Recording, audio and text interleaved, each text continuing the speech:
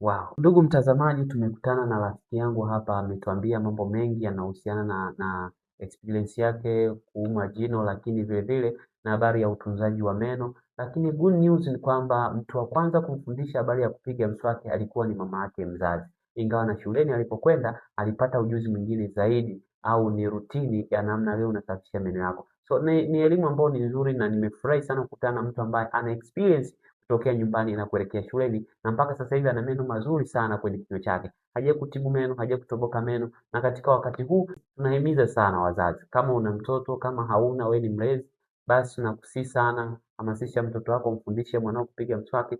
Nami niko hapa Dr. Kenyatta Machimwa, daktari wa kinywa na meno.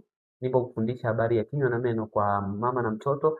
Usisahau kunifuata kwenye mitandao yangu ya jamii, Instagram, Facebook, TikTok pamoja na YouTube. Ukifuata hivyo utakuwa unapata elimu ya kinywa na meno kila siku kwa ajili ya manufaa ya kwako pamoja na mtoto wako. Asante sana.